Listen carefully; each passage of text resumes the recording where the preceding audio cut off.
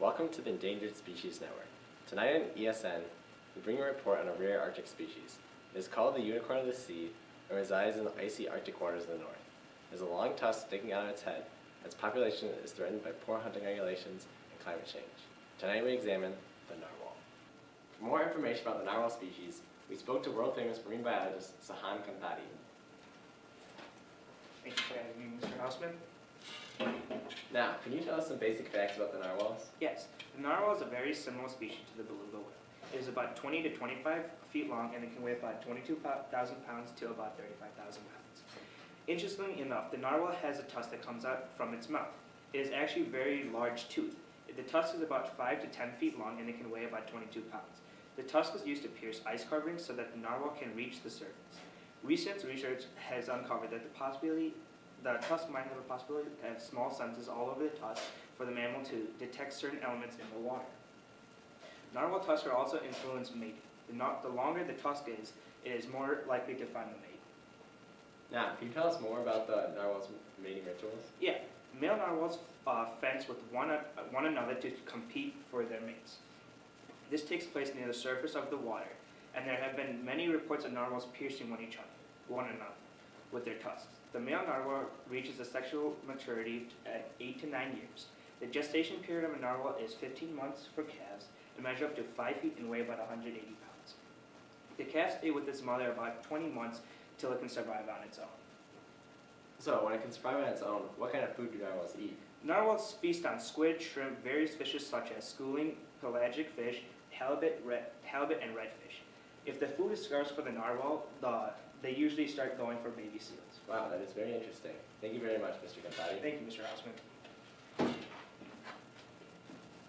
Narwhals reside in the Arctic Ocean, near Russia, Canada, and Greenland. These countries are responsible for protecting their population. In 1975, Canada requested special protection for the narwhal from CITES, the Convention on International Trade in Endangered Species of Wild Fauna and Flora. 2 years later, Denmark followed in this action. In 1979, the narwhal was added to the general CITES list for protection. Now that we know more about the narwhal, we bring in endangered species specialist Eli Jensen. Thanks for having me, Mr. Hausman. Thanks for coming on. So, Mr. Jensen, can you tell us why the narwhal population is threatened?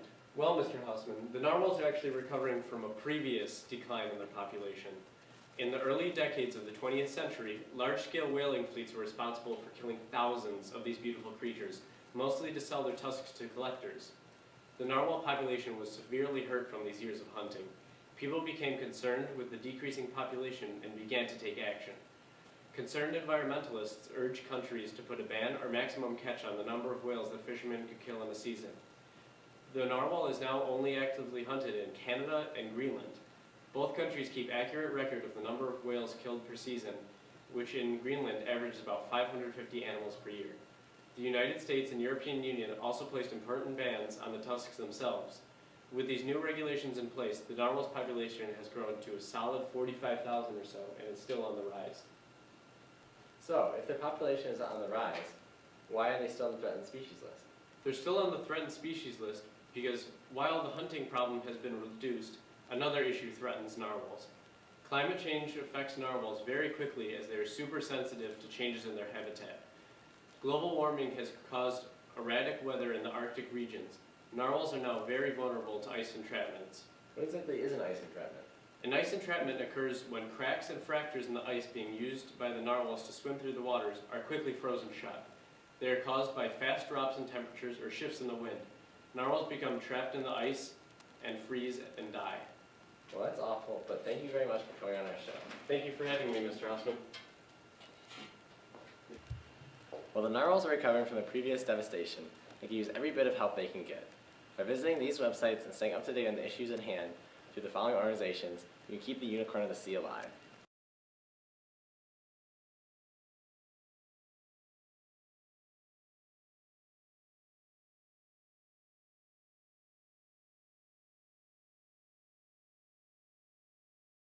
Bye, buddy. Bye, buddy. Take care. Bye-bye. Bye-bye.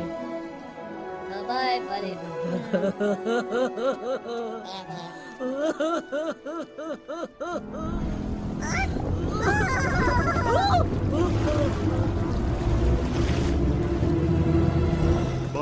buddy. Hope you find your dad. Thanks, Mr. Narwhal.